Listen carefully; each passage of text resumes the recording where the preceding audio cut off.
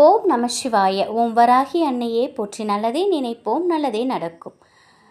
ஆன்மீக உறவுகள் அனைவருக்கும் என் அன்பான வணக்கங்கள். இன்றைக்கி நம்ம பார்க்க போகிற பதிவு தேய்பிறை சஷ்டி. நாளைய தினம் 27/6/2024 தேய்பிறை சஷ்டி வருது. நாளைய தினம் நம்ம முருகப்பெருமானை இதுபோல் வணங்கணும் அப்படின்னா நிச்சயமாக நம்முடைய கடன் பிரச்சனை தீரும். நம்ம கேட்குற வரங்கள் அனைத்துமே நமக்கு கிடைக்கும்.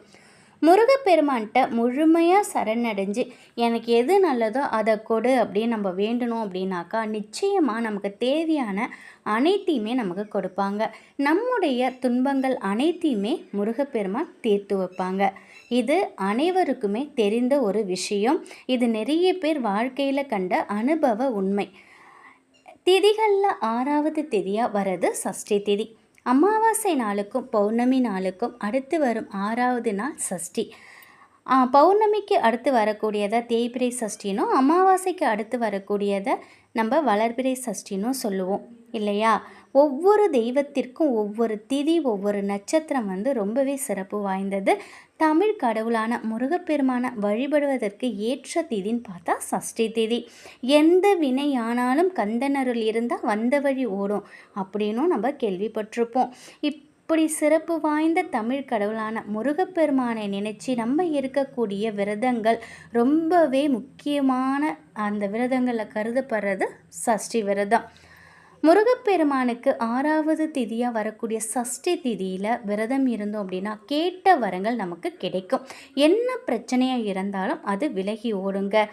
இப்போது நாளைய தினம் இந்த தேய்பிறை சஷ்டி வருது. நாளைய முழுவதுமே சஷ்டி திதி இருக்குது. முருகப்பெருமானுக்கு விரதம் இருந்து நாளைய தினம் முழுவதுமே நம்ம வழிபடலாம். இந்த தேய்பிறை சஷ்டியில் முருகப்பெருமான் கோவிலுக்கு போயிட்டு அபிஷேகத்திற்கு தேவையான பொருட்களை நம்மளால் முடிந்ததை அவங்களுக்கு நம்ம வாங்கி கொடுக்கலாம். அதில் ரொம்ப குறிப்பிட்டதுன்னு பார்த்திங்கன்னா இளநீர், தேர். இதை நம்ம வாங்கி கொடுக்கறதுனால நம்ம வீட்டில் சுபிஷம் ஏற்படும். வீட்டிலேயே சஷ்டி விரதத்தை இருக்கிறவங்க கடைபிடித்தாலும் ஒன்றும் தவறில்லை.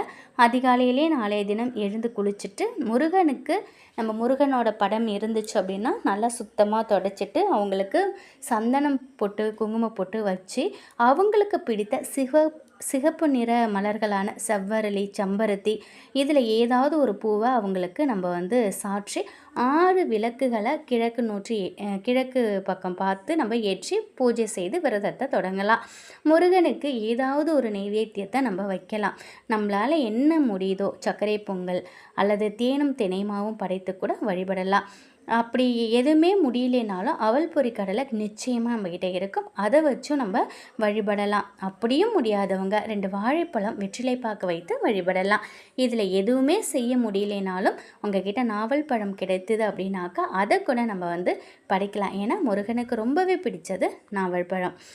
நாளைய தினம் முழுவதும் சாப்பிடாம விரதம் இருக்கிறவங்களும் இருக்காங்க. அப்படி நம்மளால் முடியல, நம்ம உடம்பு அதுக்கு ஏற்றவாறு இல்லை அப்படின்னு நினைச்சாலும் ஒரு ரொம்ப எளிமையான உணவை உட்கொண்டு நம்ம உபவாசம் இருக்கலாம்.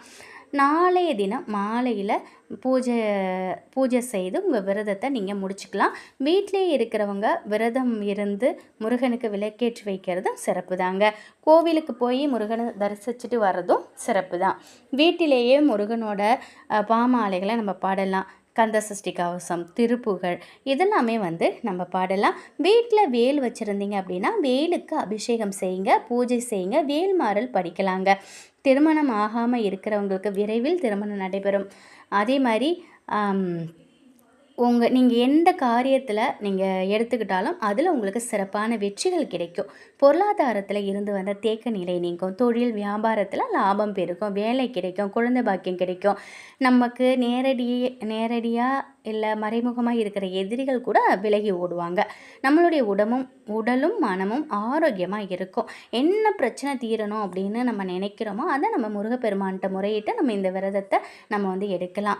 அது மட்டும் இல்லாமல் நாளைய தினம் ஒரு தாம்பழத்தட்டை, சுத்தமான தாம்பழத்தட்டை எடுத்துக்கோங்க.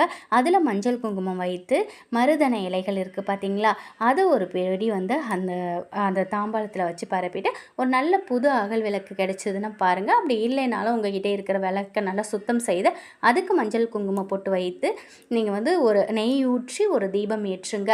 உங்களால் முடிந்தால் நெய் ஊற்றி தீபம் ஏற்றுங்க, இல்லைனாலும் நல்லெண்ணெய் ஊற்றி தீபம் ஏற்றுங்க. மனதார முருகப்பெருமானை வேண்டிக்கோங்க. நாளைய தினம் இந்த விளக்கு வந்து தானாக மலையேறட்டும், அது மாதிரி நீங்கள் வந்து எறிவிடுங்க. அதுக்கப்புறம் நீங்கள் வந்து நாளைய தினம் மாலை நேரத்தில் முருகனுக்கு நெய்வேத்தியமாக வைக்கிறீங்க பார்த்தீங்களா, அதை வந்து நீங்கள் படைச்சிட்டு பக்கத்தில் அக்கம் பக்கத்துலேயும் கொடுங்க, இல்லை நீங்களும் சாப்பிடலாம். அது மட்டும் இல்லாமல் இந்த தாம்பழத்தட்டில் நம்ம மருதனை பரப்பி வைக்கிறோம் பார்த்தீங்களா, அது மகாலட்சுமிக்கு உகந்தது. நமக்கு பணம் வரணும் அப்படிங்கும் பட்சத்தில் நம்ம வந்து செவ்வாய்க்கிழமையில் முருகப்பெருமானுக்கு நம்ம வெற்றிலை தீபம் ஏற்றுவோம். அதே போல் இந்த மருதன தீபம் வந்து ரொம்ப விசேஷமாக சொல்லப்படுதுங்க. இந்த மருதனையில் உங்களால் உங்ககிட்ட இருந்துச்சுன்னா ஏலக்காவும் பச்சை கற்பூரத்தையும் அது மேலே வைத்து அதுக்கு மேலே இந்த அகல் விளக்கை வைத்து நீங்கள் தீபம் ஏற்றுங்க. இதை வந்து தொடர்ந்து நீங்கள் சஷ்டி திதியில் பண்ணிட்டு வந்தீங்க அப்படின்னா நிச்சயமாக உங்களுக்கு இருக்கக்கூடிய கடன் பிரச்சனை அனைத்துமே தீரும், பணம் வரவு அதிகரிக்கக்கூடிய சூழ்நிலைகள் உருவாகும். கண்டிப்பாக முருகனை நம்பணும் அப்படின்னாக்கா கைவிட மாட்டாங்க. இது அனைத்து முருக பக்தர்களுக்கும் தெரிந்த ஒரு விஷயம். நம்ம எப்பொழுதும் வந்து முருகனுக்கு உகந்த வெற்றிலை தீபம் ஏற்றுவது வழக்கம்.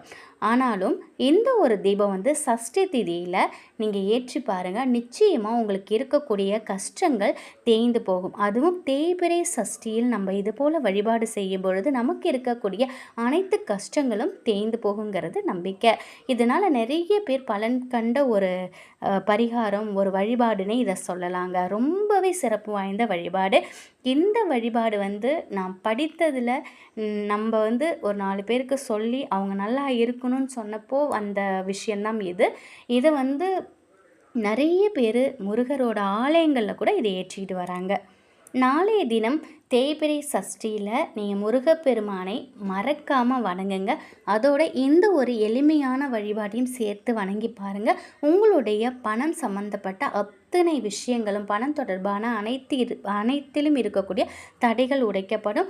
உங்கள் வீட்டில் பண வரவு அதிகரிக்கும். அப்படி இல்லைனாலும் பரவாயில்ல, நாளைய தினம் மறக்காமல் தேய்பிறை சஷ்டி முருகப்பெருமானை போய் வணங்குங்க. கோவிலில் வணங்க முடியலைனாலும் வீட்டிலேயாவது முருகனை நினைத்து ஒரு தீபம் ஏற்றியாவது நீங்கள் வழிபடுங்க. முருகனுக்கு உகந்த பூக்கள் செவ்வரளி பூ கிடைச்சா வைங்க, இல்லைனாலும் செம்பருத்தி பூ வைத்து நீங்கள் மனதார வணங்குங்க. நிச்சயமாக முருகப்பெருமான் உங்களுடைய வேண்டுதலுக்கு செவி கொடுப்பாங்க. முருகனை நம்பினோர் கைவிடப்படார். இது வந்து தெய்வ வாக்கு. நிச்சயமாக முருகப்பெருமானை நினைத்து அவருக்குரிய திதிகளில் நீங்கள் வணங்கி பாருங்கள். அனைத்து வித நலன்களும் உங்களுக்கு கிடைக்கும். இந்த ஒரு தகவல் உங்களுக்கு பயனுள்ளதாக இருக்கும் அப்படின்னு நம்புகிறேன். முருகப்பெருமானின் அருளில் உங்கள் வீட்டில் செல்வ செழிப்பும் ஆரோக்கியமும் மகிழ்ச்சியும் நிலைத்திருக்கட்டும். நன்றி.